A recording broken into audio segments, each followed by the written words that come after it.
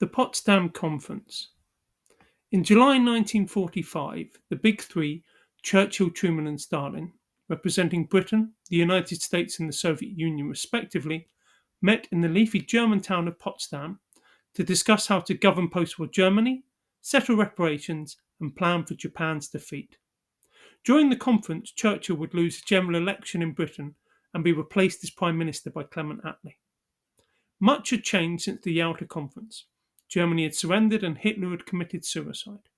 The Red Army had taken Berlin and now controlled much of Central and Eastern Europe. President Roosevelt had died and been succeeded by Harry S. Truman, and the United States had successfully tested a nuclear bomb.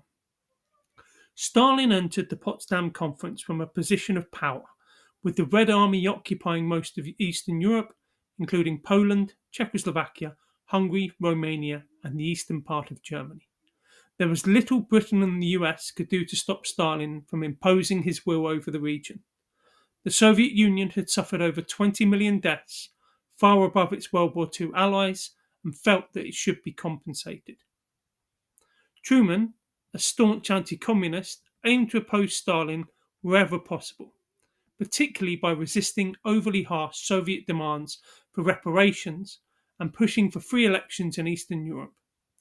During the conference, he learned that the US had successfully tested a nuclear weapon, a development that not only promised to hasten Japan's defeat, but also significantly strengthened America's position in dealings with the Soviet Union. Churchill came to the Potsdam Conference visibly tired from the demands of leading Britain through World War II. He aimed to present a united Western Front against Stalin by strengthening ties with US President Truman. His aims were similar to Truman, wanting to oppose overly harsh Soviet reparations and pushing for free elections in Eastern Europe to limit Soviet expansion. Churchill would be replaced by Clement Attlee, who had been present from the start of the conference as leader of the opposition. Attlee was less confrontational than Churchill and was less concerned with the British Empire, but rather with matters at home. Germany was to be demilitarized to stop it being a military threat, denazified with war criminals brought to justice and Nazi laws abolished, and there was to be a transition to democratic governance. Germany would be split into 4 zones, as Churchill and Truman wanted to give France a zone in Germany to represent their efforts during the war.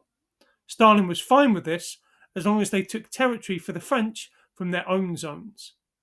Germany's eastern border was provisionally moved west to the Oder-Neisse line, granting former German territory to Poland, while the Soviet Union retained eastern Polish land. Stalin wanted high reparations, but the final agreement was that each occupying power would take reparations from its own zone, with the Soviet Union receiving additional reparations from the western zones as compensation for the devastation it had suffered. The Soviets would end up stripping East Germany bare, dismantling entire factories and sending them back to the Soviet Union. They would also take highly educated scientists, engineers, and technicians and move them and their research back to the Soviet Union. Additionally, they stripped West Berlin of valuables before handing over control to their Western allies. Although the Allies repeated earlier promises of free elections and democratic governments in Eastern Europe, the reality on the ground was something else, and there was nothing the West could do to stop the spread of Soviet control. The Potsdam Conference also marked the issuing of the Potsdam Declaration, which called for Japan's immediate surrender. In line with agreements made at Yalta, Stalin confirmed that the Soviet Union would join the United States in the war against Japan.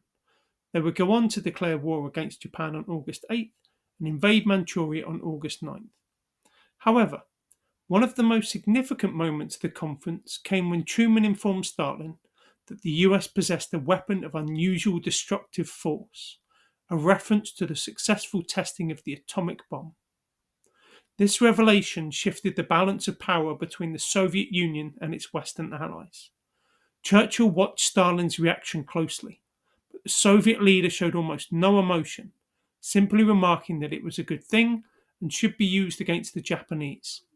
Unbeknownst to Truman and Churchill, Stalin was already well aware of the US atomic program, thanks to information gathered through his extensive spy network. Due to the leadership change of Truman replacing Roosevelt, disputes over Eastern Europe, and tensions surrounding the atomic bomb, the Potsdam Conference is considered more confrontational than the Yalta Conference, marking a shift from wartime alliance to Cold War rivalry. The results of the Potsdam Conference would set the scene for the start of the Cold War.